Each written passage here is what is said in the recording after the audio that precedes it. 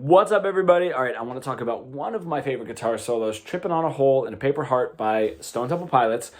It's fast moving. There's a lot happening there, and I love using it as an example. When we're getting into pentatonic soloing, or any soloing really for that matter, we aren't trained to hear the rhythmic phrasing in other people's solos. So we tend to think that we're just sort of going up and down the scale and that's going to be enough. We have to get down to this phrasing. And what's even trickier is when we're moving quickly and it sort of sounds like an onslaught of notes out of the pentatonic scale, but really there are tiny motifs throughout the solo. What I love about this one is we can really hear them. So it comes out of the gate, it's flying, it's like a shotgun rhythm, but there's plenty of motif to draw from, and it's not that chaotic. When we're improvising, we're sort of going back and forth between like constructive and chaotic, right? And if we stay too much in one direction, it will get old. If we're constantly repeating phrases, it's gonna start getting a little tired, but if we're not repeating any phrases, then the solo kind of goes nowhere and it just drifts around. So let's take a listen to the solo as a whole.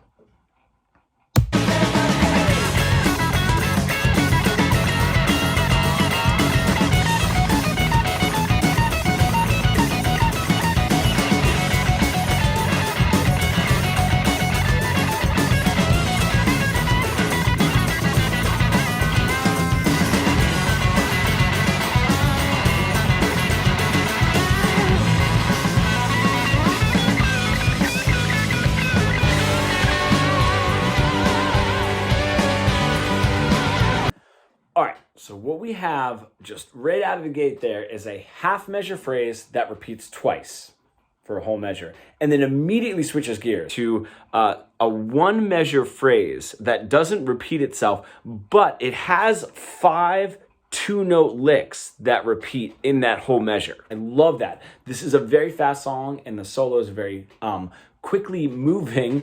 So if we stick on one phrase for a little bit too long, that might start getting a little tired. It's not like if we were to listen to, let's say, something off of Dark Side of the Moon by Pink Floyd. Everything's a little bit slower and those phrases can last a little bit longer. So in this case, we need to move very quickly because that's the sort of frantic nature of the song. But we're not going fully into chaotic mode. So again, we have half measure phrase that repeats twice. A one measure phrase, but it has those 2-note attack licks 5 times in that one measure repeating. Then a whole measure phrase that repeats twice. And what's funny is it almost sounds like it's a half measure, half measure, half measure, half measure. But if you listen, it's actually a whole measure phrase twice. And then right after that, again, whole measure phrase twice, right? Let's get up to that point and sort of hear out all of those phrases.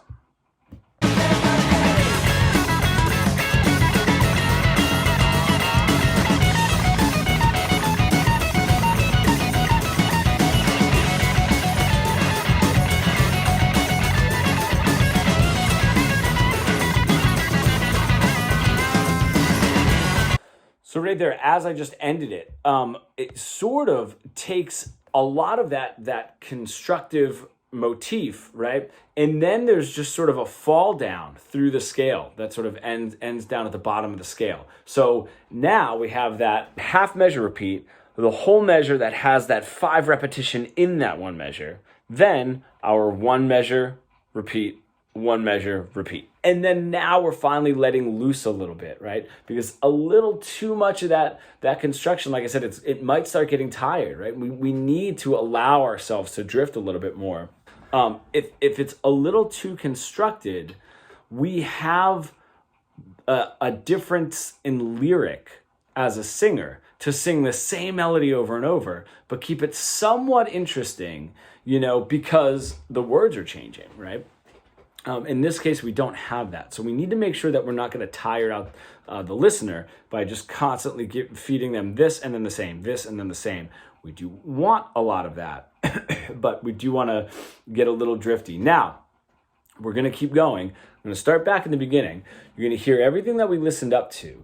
You're going to hear the scale, sort of like a fall down lick through the scale. Then you're going to hear two more phrases. What I love about those last two, the next two phrases, is it's the same phrase with a different last note. I love that because that does remind me of a singer that sort of sings, one line, and then the next line, different lyrics, and ends the phrase also a little bit differently. So let's get up until that point now.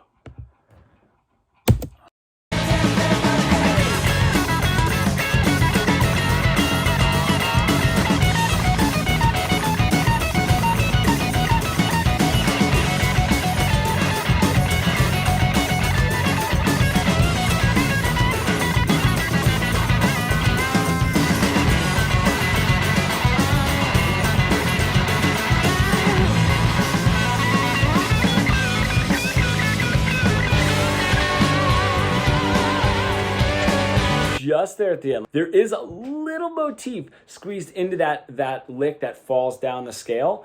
And then just at the end there, he sort of builds back up, right? From a lower part of the scale, building a little bit more intensity. What I love about the end of this solo is he drills that pick in just a little bit more and plays significantly behind the beat. Everything is really shotgunned and right on the beat. And just those last couple phrases, he really pulls those behind the beat, and that just adds so much attitude to the very end of the solo. So let's just pick it up from there. So this will be like just at the end.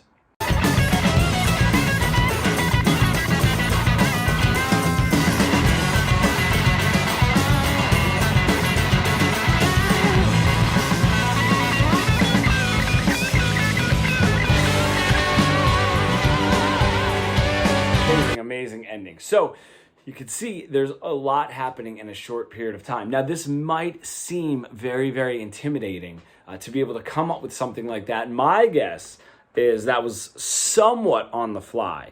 Maybe, this happens a few times when I'm recording where I'll have the start of an idea and then I'll keep playing and it sort of grows and grows and grows. And I sort of, start to feel out where I want this sort of communication to going, which is ultimately what we're doing when we're improv guitar solos. But it really is a lot of musicality in such a short amount of time. And I think lastly, I really love the guitar tone. If you listen to it, how clean it is, especially for the era. There was a lot of fuzz happening at the time. And a lot of just distortion and all that. This solo, it's overdriven, but it's pretty clean for how fast he's playing. You can't mask those notes when you don't have a massive amount of overdrive and distortion and even some fuzz to sort of cover things up. So take a listen for yourself. I'm not going to label the parts. In fact, I'm going to step out. We're going to do it on a black screen and see how comfortable you are hearing all of the parts. See if in that lick you can hear that tiny phrase that's just in the middle there.